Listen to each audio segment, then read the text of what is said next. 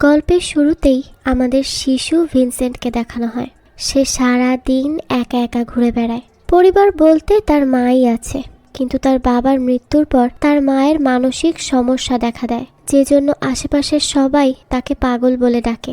তাই ওই ছোট্ট ভিনসেন্টের আর কি বা করার থাকে।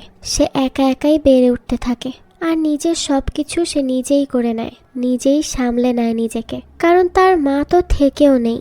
ভিনসেন্ট যদি কোনো পরিবারকে একসাথে দেখত, তাহলে তাদের দিকে অপলক দৃষ্টিতে তাকিয়ে থাকত, কারণ তার চোখও যেন তার মা বাবাকে খুঁজে বেড়ায়। তারও ইচ্ছা হয় তাদের সাথে একসাথে থাকার, কিন্তু তার হলো কোথায়?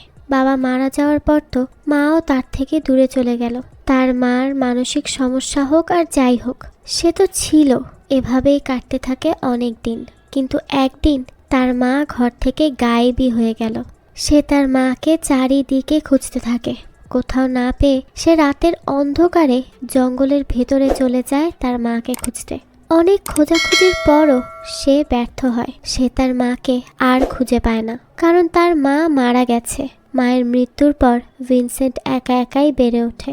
এরপর আমাদের কয়েক বছর পরের দৃশ্য দেখানো হয়, যেখানে ভিনসেন্ট ইয়াকশি নামের একটি মূর্তির সামনে দাঁড়িয়ে থাকে। সে মনোমুগ্ধ হয়ে মূর্তিটির দিকে তাকিয়ে থাকে। এরপর সে একজন সাইকিয়াট্রিস্টের সাথে দেখা করে। সাইকিয়াট্রিস্ট বলে, সে ওই 30 ফুট লম্বা ইয়াকশি মূর্তির সামনে দাঁড়িয়ে থাকে কেন, আর এই মূর্তি দেখে ভয় পাওয়ার কারণই বা কি? ভিনসেন্ট তখন চিন্তায় পড়ে যায়।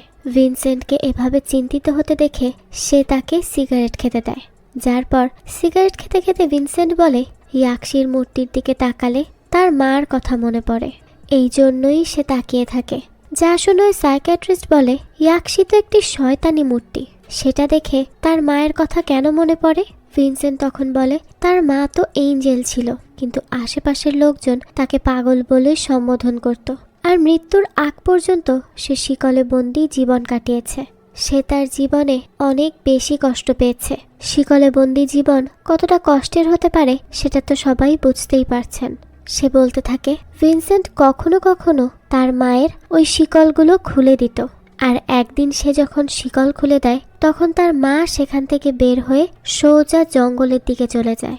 যার পর থেকে সে তার মাকে অনেক খুঁজেছে, কিন্তু আর কোথাও খুঁজে পায়নি।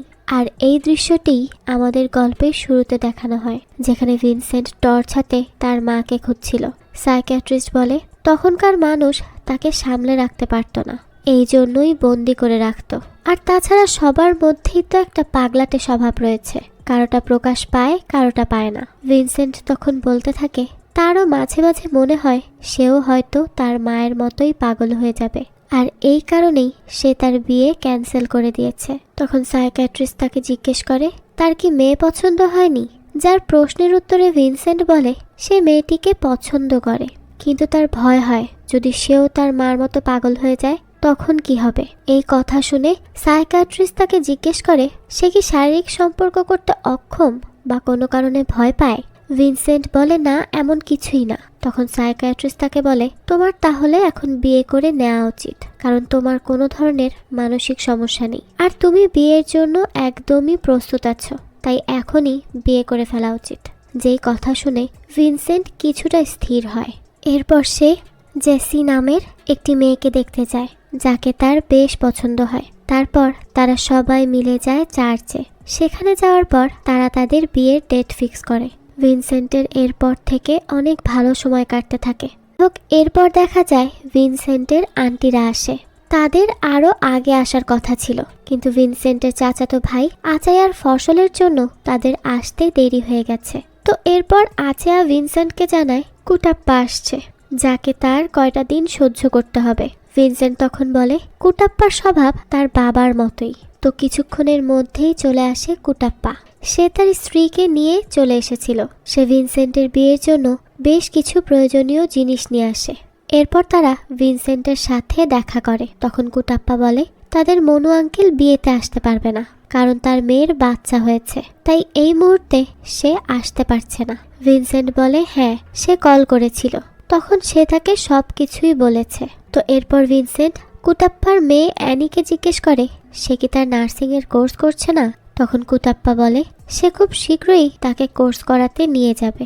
তখনই সেখানে আচায়া আসে। সে কুটাপ্পাকে বলে রাস্তায় সে তার গাড়িকে ইশারা দিয়েছিল, সে তখন থামেনি কেন? কুটাপ্পা তখন বলে হয়তো সে তার ছোট এবং ভাঙা গাড়ি দেখতে পায়নি।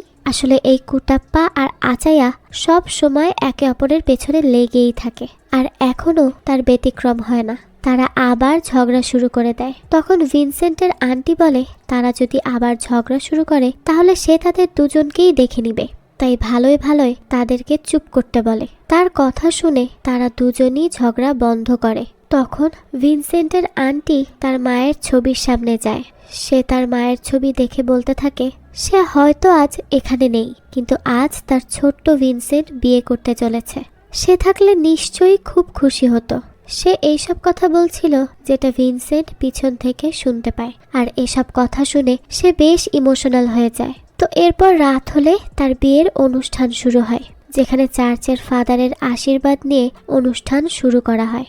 আর এখানে কুটাপ্পা তাকে উপহার দেয়, কিন্তু বরাবরের মতোই আচায়া তার পিছনে লেগে যায়। এইসব দেখে আন্টি তাদেরকে চুপ করায়। এরপর রাতের খাবার খাওয়ার সময় হয়। সবাই তাদের খাবার খাচ্ছিল। ভিনসেন্ট তার আন্টিকে নিজের হাতে খাবার খাইয়ে দেয়। বোঝা যায় সে তার আন্টিকে বেশ ভালোবাসে। অন্যদিকে কুটাপ্পা নিজের হাতে মদ বানায়, যেটা অনেক ঝাঁঝালো হয়। কুটাপ্পা ভিনসেন্টকে সেটা খেতে দেয়। তখন আচায়া তাকে গাঁজা সেবন করতে দেয়। ভিনসেন্ট বলে সে গাঁজা খায় না। তখন আচায়া তাকে তার স্ত্রীর কাছে যাওয়ার আগে এই গাঁজা সেবন করতে বলে। তখন কুটাপ্পা বলে এই যে তারা মদ পান করে এটাই তাদের জন্য যথেষ্ট। এরপর কুটাপ্পা ভিনসেন্টকে তার এখানকার সব প্রপার্টি বিক্রি করে কুটাপ্পার সাথে অন্য জায়গায় চলে যেতে বলে, কারণ এখানকার জঙ্গলে হিংস্র জীবজন্তুরা রয়েছে আর তাদের ওয়াশরুমটাও বাইরে। রাতের বেলা ঘর থেকে বের হওয়াটাও রিস্ক, তাই তার উচিত এইসব রেখে অন্য কোথাও চলে যাওয়া, সেটাই তার জন্য ভালো হবে। ভিনসেন্ট বলে এই সব কিছু তার বাবার গড়া সম্পত্তি, সে এই সব সম্পত্তি বিক্রি করবে না। তখন কুটাপ্পা তাকে জিজ্ঞেস করে আচ্ছা তোর হবু স্ত্রী কি এই জঙ্গলে পাহাড়ে থাকতে চায়? তখন ভিনসেন্ট বলে জেসির তো পাহাড় ভালো লাগে আর তার এই জায়গাটাও বেশ পছন্দ হয়েছে, তাই সে এখানে ভালোভাবেই থাকতে পারবে। তারা কথা বলছিল তখনই মাইকে ঘোষণা হয়। সেখানে বলা হচ্ছিল গভীর জঙ্গল থেকে একটি বাঘ লোকালয়ের কাছাকাছি চলে এসেছে, তাই তারা সমস্ত গ্রামবাসীদের সাবধানে থাকতে বলে। এছাড়াও রাতের বেলা কাউকেই ঘর থেকে বের হতে বারণ করে। এই কথা শুনে তারা সবাই ঘাবড়ে যায়। এরপর তারা যে যার মতো পারে ঘুমিয়ে পড়ে। ঘরের ভিতরে জায়গা না হওয়াতে অনেকেই ঘরের বাইরে অর্থাৎ বারান্দাতেই ঘুমিয়ে পড়ে। তো এরপর ভিনসেন্ট বাড়ির বাইরে আসে। সে বাইরেই বসেছিল। তখনই তার সহকর্মী এবং বন্ধু আম্বু তার কাছে আসে তার সাথে দেখা করতে। আম্বু তাকে জানায় সে কাল কখন আসতে পারবে তা সে বলতে পারছে না, কারণ সে আজ সারাদিন সেই বাঘটাকে খুঁজেছে। ফরেস্ট ডিপার্টমেন্ট ওই বাঘটিকে বাঁচাতে চায়, কিন্তু গ্রামবাসী চায় সেটিকে মেরে ফেলতে, কারণ এতে তাদের জীবনের ঝুঁকি আছে। আর ঠিক এই কারণেই তারা যত তাড়াতাড়ি সম্ভব বাঘটিকে খুঁজে বের করতে চাইছে, তাহলেই তারা বাঘটিকে বাঁচাতে পারবে এবং গ্রামবাসীও সেফ থাকবে। তাছাড়া সে ভিনসেন্টকে কালকে তাড়াতাড়ি চার্চে রওনা দিতে বলে, কারণ অনেক রাস্তাই ব্লক করে দেয়া হবে, যে জন্য তারা সমস্যায় পড়তে পারে। ভিনসেন্ট বলে সে কখন আসতে পারবে। আম্বু জানায় সে জানে না সে কখন কাজ থেকে বের হতে পারবে। ভিনসেন্ট তখন জিজ্ঞেস করে তুই না আসতে পারলি, তোর স্ত্রী তো আসতে পারবে। তখন আম্বু বলে মনে হয় না সে আসতে পারবে, কারণ আমাদের ছেলেটা কিছুটা অসুস্থ, তাই হয়তো সে আসবে না। আর তাছাড়া আম্বু না আসলে সে একা একা এখানে আসতেও চাইবে না। আম্বু আরো বলে সে যদি কাল না আসতে পারে তাহলেও সমস্যা নেই, কারণ বিয়ের পর একদিন সে তার স্ত্রীকে নিয়ে ঘুরে যাবে, তাহলেই তো হয়ে গেল। তো এরপর সে ভিনসেন্টকে একটা ওষুধ দেয়। ভিনসেন্ট সেটা চুপচাপ নিয়ে নেয়। এরপর সে বলে কুটাপ্পা তার জন্য অনেক গাঁজা নিয়ে এসেছে, যেগুলো সে সেবন করে না। তখন আম্বু বলে তাহলে আমার জন্য কিছু গাঁজা দিয়ে দে। এরপর সে চলে যায়। যথারীতি পরের দিন ভিনসেন্ট ভালো মতো তৈরি হয়ে যায়। তারা সবাই মাদার ম্যারির সামনে প্রার্থনা করে আর এরপর চার্চের উদ্দেশ্যে বেরিয়ে পড়ে। কুটাপ্পা তাকে বলে সে এত চিন্তিত হয়ে আছে কেন। যা শুনে আচাইয়া বলে সে চিন্তিত কেন হবে, পরিবারের সবাইকে নিয়ে একজন উপযুক্ত মেয়েকে বিয়ে করতে যাচ্ছে সে। এতে তো চিন্তিত হওয়ার কিছুই নেই। তো যাই হোক, এরপর তারা চার্চে গিয়ে পৌঁছায়। সেখানে যাওয়ার পর তারা জানতে পারে জেসি সেই সকালবেলা পার্লারে গিয়েছে, কিন্তু তারপর আর ফিরে আসেনি। এই কথা কুটাপ্পা এবং আচায়া ভিনসেন্টকে জানায়, যেটা শুনে সে অবাক হয়ে যায়। আচায়া বলে জেসি তার সহকর্মীর সাথে পালিয়ে গেছে। জেসি পালিয়ে গেছে শুনে ভিনসেন্ট রেগে বাড়ি ফিরে আসে। সে বাড়ি ফিরে বিয়ের জন্য নিয়ে আসা সমস্ত জিনিস ভাঙচুর করতে থাকে। সে জিনিসপত্র ভাঙতে লাগলে কুটাপ্পা তাকে বাধা দিতে যায়। তখন ভিনসেন্ট রেগে গিয়ে বলে তারা তো এটাই চায় যেন সে কখনোই বিয়ে না করে।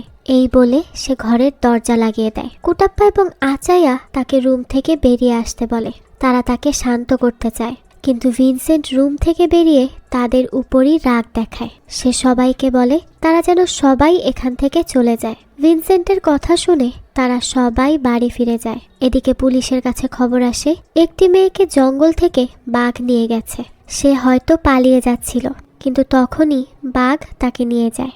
একজন লোক বলে মেয়েটির কিছুক্ষণ পর বিয়ে, তাই সে পালাতে যাবে কেন? তখন আম্বু বলে মেয়েটির যদি বিয়ে হয়ে থাকে তাহলে সে জঙ্গলে কেন গিয়েছিল?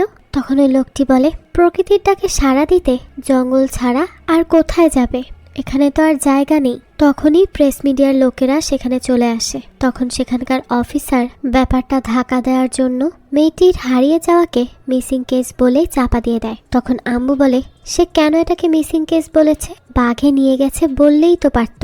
এই বলে সে কনস্টেবলকে বলে যে মেয়েটি হারিয়ে গেছে তার বাবাকে যেন সে বলে দেয় এই স্টেটমেন্টই দিতে যে তারা বাঘটিকে জঙ্গলের ভেতরে দেখেছে। অন্যদিকে ভিনসেন্ট রাগে কি করবে কিছুই বুঝতে পারছিল না, কারণ এর আগেও তার অনেক বিয়ে ভেঙে গেছে। তাই সে রাগের মাথায় কুটাপ্পার দেয়া মদ খেয়ে আচায়ার দেয়া গাঁজা সেবন করে আর আম্বুর দেয়া ওষুধ খেয়ে বাইক নিয়েই বেরিয়ে পড়ে। সে বাইক নিয়ে একটি মেয়ের বাড়ি যায় তার সাথে সময় কাটানোর জন্য, কিন্তু মেয়েটি অসুস্থ থাকায় সে তাকে ফিরিয়ে দেয়। অন্যদিকে আম্বু ভিনসেন্টের সাথে যোগাযোগ করতে চাইলেও ব্যর্থ হয়। তখন ফরেস্ট ডিপার্টমেন্ট থেকে তাকে কিছু জায়গার নাম বলে দেওয়া হয়, যে জায়গাগুলোতে বাঘটির থাকার সম্ভাবনা রয়েছে। তাছাড়া তাকে সেই সব এলাকার মানুষদেরকে সাবধান করে দিতেও বলা হয়। তবে এই সব কিছু ছাপিয়ে আম্বু ভিনসেন্টের জন্যই বেশি চিন্তিত ছিল। সে তার স্টাফদের বলে এক দুবার বিয়ে ভাঙলে একটা কথা, কিন্তু বারবার বিয়ে ভাঙার ফলে ভিনসেন্ট নিজেই ভেঙে পড়েছে। আর এসব মেয়েরা যদি তাকে বিয়েই না করে তাহলে আগে কেন বারণ করে দেয় না? খামাখা বিয়ের স্বপ্ন দেখিয়ে পরে কেন সেটা ভেঙে দেয়? তখন একজন কনস্টেবল বলে ভিনসেন্ট যাকে বিয়ে করতে চায় তাকে চাকরি ছেড়ে দিতে বলে। সে তাদের কনস্টেবল সিনিকেও বিয়ে করতে চেয়েছিল এবং তাকে চাকরি ছেড়ে দিতে বলেছিল, কিন্তু সিনি তার কথায় রাজি হয়নি। এরকম বললে কেউ কি এখন আর বিয়ে করতে চায়? তো এইদিকে ভিনসেন্ট একজন আয়রন রড নামের একজন লোকের কাছে যায়। ভিনসেন্ট তাকে একটি মেয়ের ব্যবস্থা করে দিতে বলে। তখন আয়রন রড বলে সে যত তাড়াতাড়ি সম্ভব তার জন্য মেয়ে খুঁজে আনছে, সে যেন একদমই চিন্তা না করে। তো এরপর ভিনসেন্ট আর কিছু দূর এগিয়ে যায়। তখন নির্জন রাস্তার পাশে সে এমিলি নামের একটি মেয়েকে দেখতে পায়, যার উপর হিংস্র হয়ে থাকা ভিনসেন্টের কুনজর পড়ে। তখন এমিলি তাকে বলে তার গাড়িটি নষ্ট হয়ে গেছে আর সে পাশের গ্রামে যেতে চায়। সে এখন কি করবে কিছুই বুঝতে পারছে না। তখন ভিনসেন্ট বলে রাস্তা বন্ধ করে রাখা হয়েছে বাঘের ভয়ে, যেটা হয়তো আগামীকাল খুলবে। এমিলি তখন তার কাছে জিজ্ঞেস করে আশেপাশে কি কোনো হোটেল আছে বা এমন কোনো জায়গা আছে যেখানে আজকে রাতটা শুধু থাকা যাবে। এসব বলে সে ভিনসেন্টের কাছে একটু সাহায্য চায়, যার পর ভিনসেন্ট তাকে তার বাড়ি নিয়ে আসে। এমিলি তখন তার কাছে তার নাম জিজ্ঞেস করে, সে তার নাম বলে উমাচান। তো এরপর এমিলি ভিনসেন্টের বাড়ি যায়। সে ওখানে গিয়ে ভাবে এটা হয়তো তার রিসোর্ট। আর সাজানো গোছানো দেখে এমিলি তাকে জিজ্ঞেস করে আজকে কারো বিয়ের অনুষ্ঠান ছিল? তখন ভিনসেন্ট মিথ্যা কথা বলে। সে বলতে থাকে হ্যাঁ আজকে একটি বিয়ের অনুষ্ঠান ছিল, কিন্তু সেটা কোনো কারণে ক্যান্সেল হয়ে গেছে। এমিলি তখন বলে তাহলে তো তার অনেক টাকার লোকসান হয়ে গেছে। ভিনসেন্ট তখন তেমন কিছুই আর বলে না। তো এরপর সে এমিলিকে তার ঘরে ঢুকতে বলে, যেই ঘরটা তার বিয়ের উদ্দেশ্যে ফুল দিয়ে সুন্দর করে সাজানো ছিল। তো সেই ঘরে ঢুকেই এমিলির ঘরটি বেশ পছন্দ হয়, কিন্তু ভিনসেন্টের মাথায় তো অন্য কথাই ঘুরতে থাকে। সে শুধু গাঁজা সেবন করতে থাকে। এরপর এমিলি তাকে ঘরের লাইট অফ করতে বলে, কারণ সে চাইছিল বাইরের প্রকৃতির সৌন্দর্য অনুভব করতে। এত আলো থাকলে প্রকৃতির যে আসল সৌন্দর্য সেটাই উপভোগ করা যায় না। এমিলি তো তখন বাইরের দিকে মুগ্ধ হয়ে তাকিয়েছিল। তখনই ভিনসেন্ট ধীরে ধীরে তার কাছে যেতে লাগে, কিন্তু ঠিক সেই সময় ভিনসেন্টের বাড়ির কাজের লোক তাকে পেছন থেকে ডাক দেয়। তখন ভিনসেন্ট সরে যায়, আর সে তার কাজের লোকটিকে গাড়ির চাবি দিয়ে বাড়ি পাঠিয়ে দেয়। অর্থাৎ সম্পূর্ণ বাড়িতে এখন শুধু সে আর এমিলি রয়েছে। এমিলি ভিনসেন্টকে একটা ড্রিঙ্কসের ব্যবস্থা করে দিতে বলে। তখন ভিনসেন্ট তাকে এক বোতল ড্রিঙ্ক দেয়। তখন এমিলির দেহের প্রতি তার নজর যায়। এমিলিকে ড্রিঙ্কস দিয়ে সে নিজেও কুটাপ্পার দেয়া সেই কড়া ড্রিঙ্কস খেয়ে নেয়। ঠিক সেই সময় আম্বু তাকে কল করে, কিন্তু সে তার কল রিসিভ করতে চায় না। কিন্তু এমিলি দেখে তার বারবারই ফোন আসছে, তাই সে তাকে তার ফোনটা এক প্রকার জোর করেই রিসিভ করায়। এরপর সে বাইরে এসে আম্বুর সাথে কথা বলে আর তাকে জানায় তার বিয়ে ভেঙেছে, এতে তার কোনোই দুঃখ নেই, কারণ সে দূর থেকে আসা আরেকটি মেয়েকে তার বাড়িতে এনেছে। যেই কথা শুনে আম্বু কিছুটা স্বস্তির নিঃশ্বাস ফেলে, কারণ ভিনসেন্ট এখন কিছুটা স্বাভাবিক রয়েছে। সে তো তাকে নিয়ে খুবই বেশি চিন্তায় পড়ে গিয়েছিল। এই জন্যই সে আরও তাকে সান্ত্বনা দিতেই কল করেছে। ভিনসেন্ট ভালো আছে শুনে সে ফোনটা কেটে দেয়। তো এরপর ভিনসেন্ট তার কথা বলা শেষ করে ঘরে ফিরে। তখন এমিলি তাকে তার কাজের লোকের কথা জিজ্ঞেস করে। তখন ভিনসেন্ট এমিলিকে মিথ্যা কথা বলে। সে তাকে বলে ওই ছেলেটির মা বাড়িতে একা, তাই সে বাড়ি ফিরে গেছে।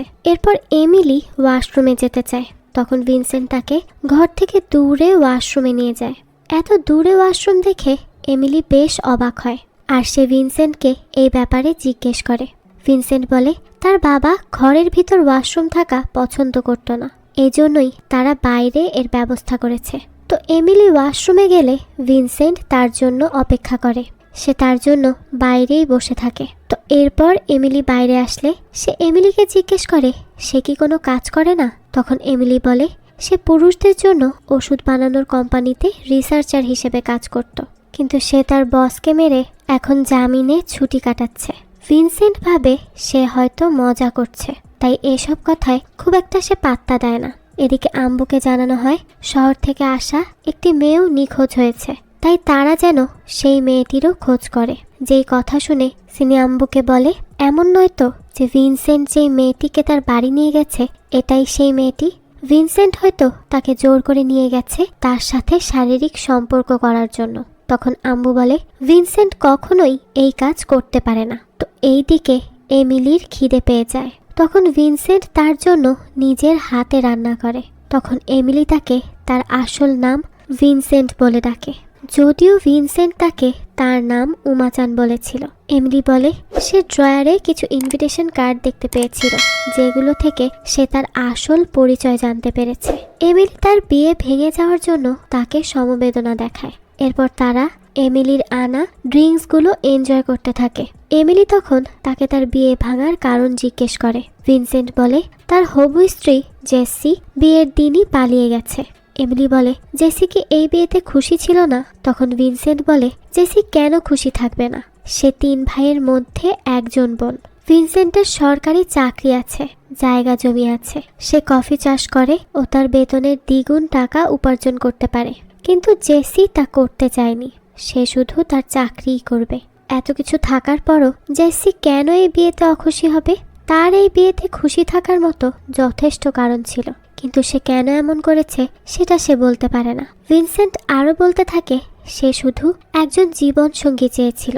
তার বয়স 40 হয়ে গেছে, কিন্তু সে এখনো একা, তাই সে বিয়ে করতে চায়। তখন এমিলি বলে বিয়ের দিন একজন মেয়ে পালিয়ে গেছে, মানে তার চলে যাওয়ার পিছনে অন্য কোনো কারণ আছে।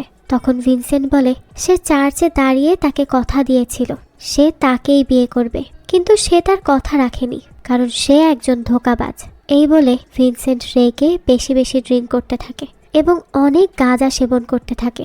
তখন এমিলি তাকে শান্ত করার জন্য বলে জেসি চলে গিয়েছে তো কি হয়েছে, সে আরও 100টা মেয়ে পাবে যারা জেসির থেকেও অনেক বেশি সুন্দরী, আর তার স্ত্রী তার সমস্ত কথাও শুনবে। যার থেকে এমন সান্ত্বনা পেয়ে ভিনসেন্ট তাকে বিয়ে করার প্রস্তাব দেয়। যেই প্রস্তাব শুনে এমিলি হাসতে থাকে এবং বলে ভিনসেন্টের হয়তো নেশা একটু বেশি হয়ে গিয়েছে, সেই জন্যই সে এমন উল্টোপাল্টা কথা বলছে।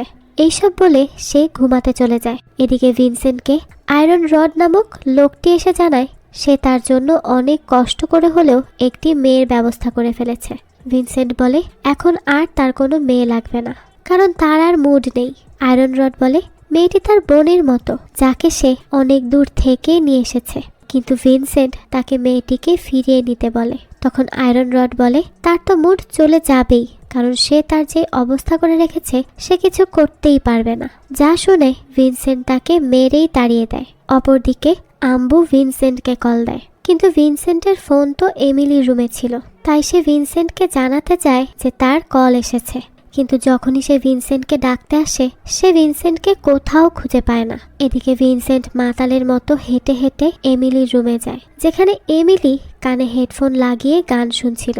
ভিনসেন্ট ধীরে ধীরে এমিলির কাছে যায়, যেখানে গিয়ে সে নিজেকে আর সামলাতে পারে না আর তার উপরই ঝাঁপিয়ে পড়ে।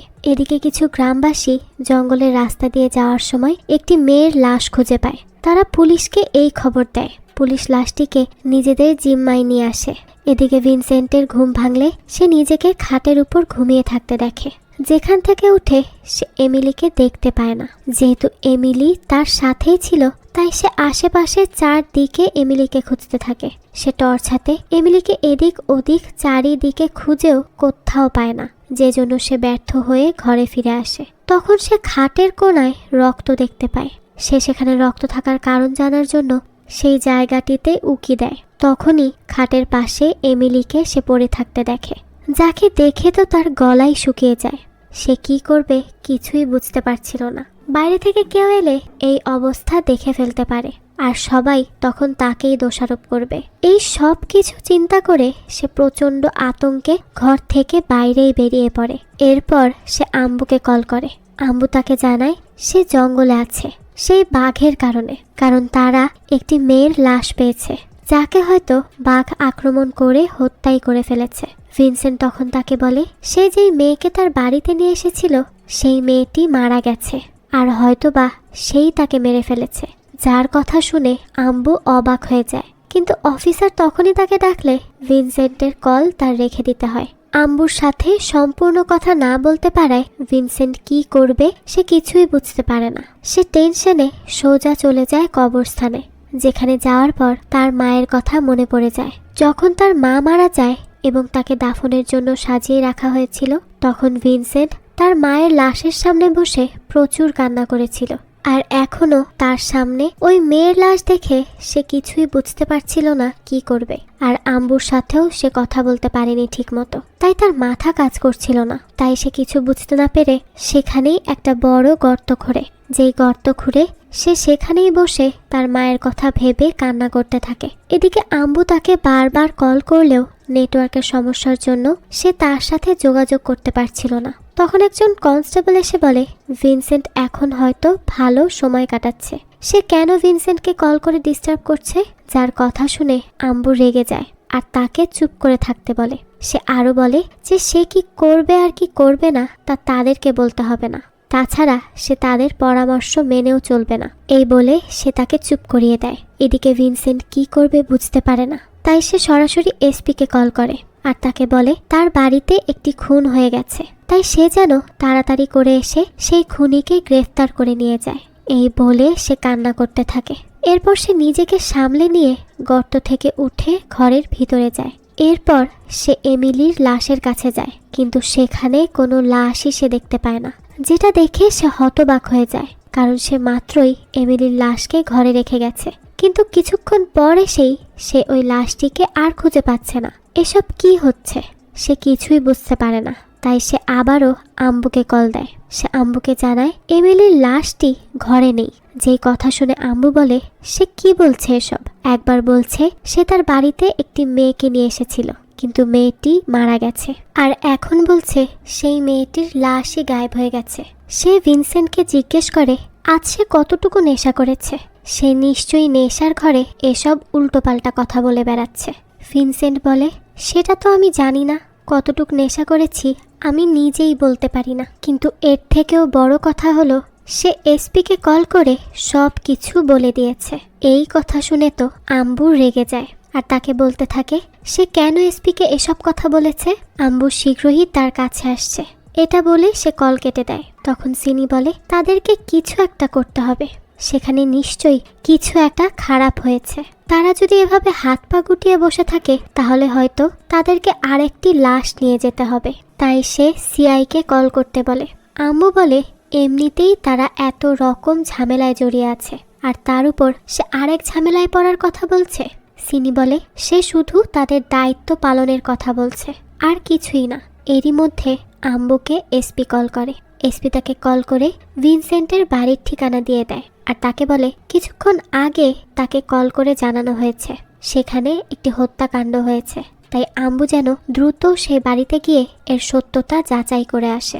তখন আম্বু বলে সে ভিনসেন্টকে চেনে, যার আজকে বিয়ে ভেঙে গেছে, আর এই কারণে সে এতটাই আপসেট হয়ে গিয়েছিল যে ভুলভাল কথা বলে বেড়াচ্ছে। তাই আম্বু এসপিকে এই নিয়ে চিন্তা করতে বারণ করে। এদিকে ভিনসেন্ট টর্চ নিয়ে তখনও এমিলিকে খুঁজতে থাকে। তখন সে জঙ্গলের ভিতর ঝোপের ভিতরে আলো ফেললে সেখানে একটি বাঘকে দেখতে পায়। কিন্তু অবাক করা বিষয় হলো বাঘটি হিংস্র হওয়ার পরও তাকে কোনো প্রকার আক্রমণ করে না, চুপচাপ জঙ্গলের ভেতর চলে যায়। যার পর ভিনসেন্ট তার হাতের আংটিটি খুলে টেবিলের উপর রেখে স্টেজে রাখা সোফার উপর ঘুমিয়ে পড়ে। আর কিছুক্ষণের মধ্যেই ভোর হয়ে যায়। ভোর হয়ে গেলে আম্বু এসে ভিনসেন্টকে ঘুম থেকে ডেকে তোলে আর লাশটির কথা তাকে জিজ্ঞেস করে। ভিনসেন্ট বলে মেয়েটির লাশ তার ঘরের ভেতরে আছে। তারপর আম্বু এবং তার টিম ভিনসেন্টের ঘরের সব জায়গাতে লাশ খোঁজে, কিন্তু কোথাও তারা কোনো লাশ খুঁজে পায় না। তাছাড়া তারা সেখানে কোনো মেয়ের উপস্থিতিও টের পায় না। সিনি আশেপাশের সব জায়গাতে লাশ খোঁজে, কিন্তু কোথাও লাশ পায় না। সিনি তখন আম্বুকে বলে হয়তো মেয়েটি সেখান থেকে চলে গেছে। তখন আম্বু কনস্টেবল বোসকে জিজ্ঞেস করে তার কি মনে হয় এখানে কোনো মেয়ে এসেছিল। তখন বোস বলে তার মনে হয় না এখানে কোনো মেয়ে এসেছিল, আর এই সব কিছুই হয়তো ভিনসেন্টের নেশা করার ফলে হয়েছে, তার হয়তো ভ্রম হয়েছিল।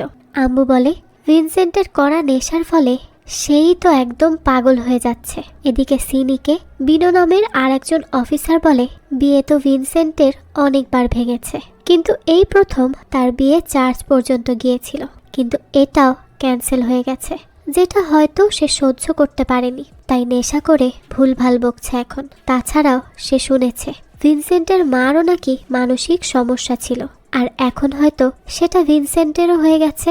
এদিকে ভিনসেন্ট তার রুমে আসে, যেখানে লাশ এবং রক্ত ছিল সেখানে গিয়ে সে দেখে কিছুই নেই। এতে সে হতাশ হয়ে বসে পড়ে। তখন আম্বু তাকে বলে তার কি হয়ে গেছে। তখন সে তাকে একজন পুলিশের মতো ভাবতে বলে যে এখানে কোনো মেয়েকে কি সে দেখতে পাচ্ছে, বা কোনো মেয়ে আসার কোনো প্রমাণ দেখতে পাচ্ছে। সে কিছুই পাচ্ছে না। তার মানে এই সব কিছুই তার মনের ভুল, কারণ সে কুতাপ্পার দেয়া ড্রিঙ্কস আর গাঁজা সেবন করে কল্পনা করেছে সব।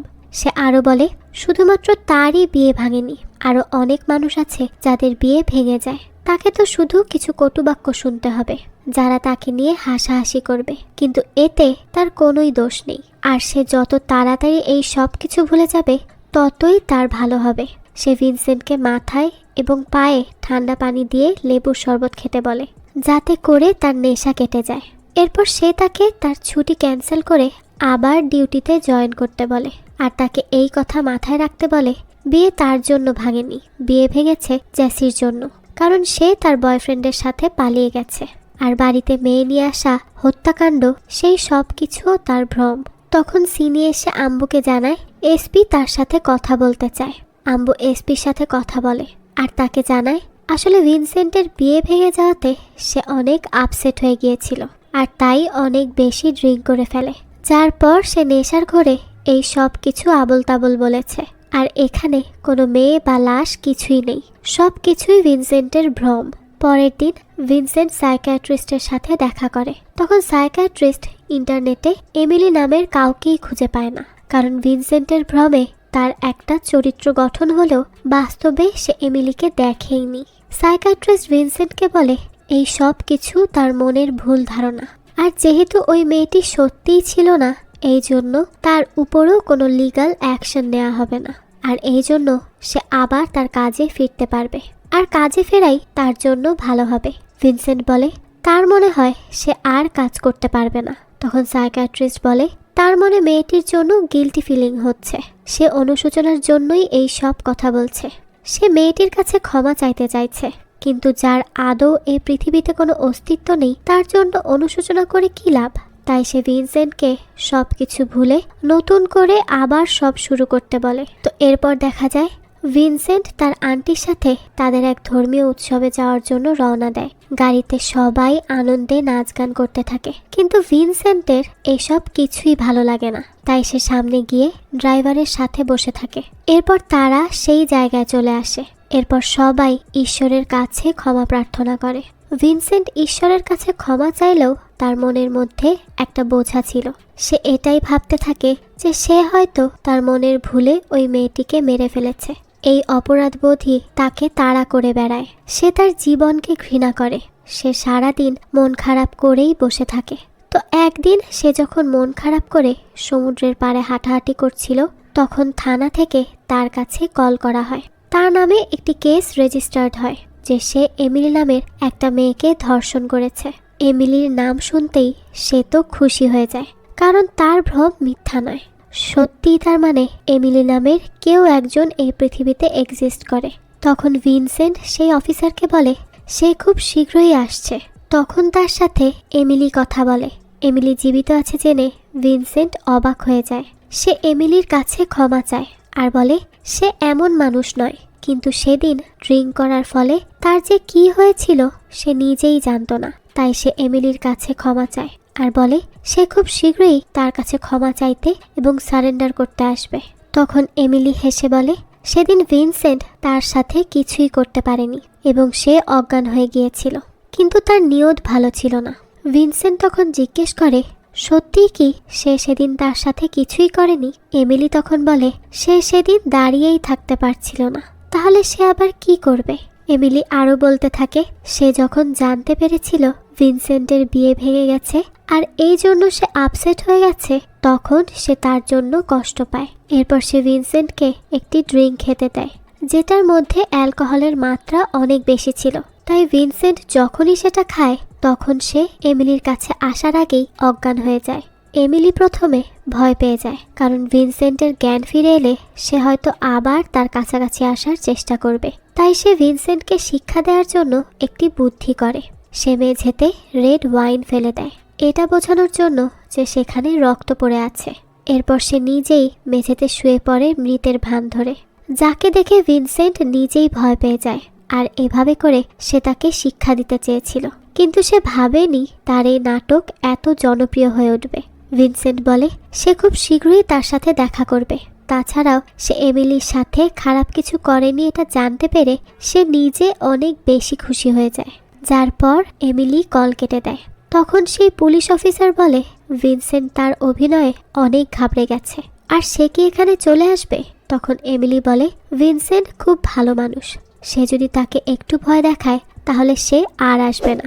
যা শুনে অফিসার বলে ভিনসেন্ট একজন পুলিশ অফিসার, সে এখানে চলে আসতেই পারে। সে আরও বলে ভিনসেন্ট কি তার ব্যাপারে কিছু জানে? তখন এমিলি বলে না, সে শুধু ভিনসেন্টকে এটা বলেছিল যে সে তার বসকে মেরে জামিনে মুক্তি পেয়েছে, কিন্তু নেশাগ্রস্ত হয়ে থাকায় ভিনসেন্ট তার কথা বুঝতে পারে না। আসলে এমিলি একজন সাজাপ্রাপ্ত আসামি যে জামিনে মুক্তি পেয়ে ঘুরতে বেরিয়েছিল, আর তখনই তার ভিনসেন্টের সাথে দেখা হয়, কিন্তু তার আসল নাম এমিলি নয়, যে জন্য সাইকিয়াট্রিস্ট ইন্টারনেটে তাকে খুঁজে পায়নি। তখন ভিনসেন্ট আবার কল করে আর এমিলির কাছে জিজ্ঞেস করে তার বাড়ির অ্যাড্রেস কি। সে তার বাড়ির অ্যাড্রেস দিয়ে সেখানে গিয়ে তাকে বিয়ের জন্য প্রস্তাব দিবে। যা শুনে এমিলি তাকে বলে এই যে কোনো সিঙ্গেল মেয়ে দেখলেই তাকে বিয়ের প্রস্তাব দিতে হয় না, আর তাকে এটাও বলে দয়া করে এখন তোমার বাড়ির ভিতরে একটা ওয়াশরুম বানাও আর নিজের লাইফটা এনজয় করো। এরপর এমিলি তাকে এই নাম্বারে কল করতে বারণ করে, কারণ এই নাম্বারটা সেই পুলিশ অফিসারের ছিল। পরের দৃশ্যে আমরা ভিনসেন্টকে দেখি, যে বিয়ে করে নিয়েছে এবং সে তার স্ত্রীর সাথে চার্চে যাওয়ার জন্য তৈরি হচ্ছিল। তখন আম্বু তাকে কল করে আর বলে সে খুব শীঘ্রই তার সাথে দেখা করবে।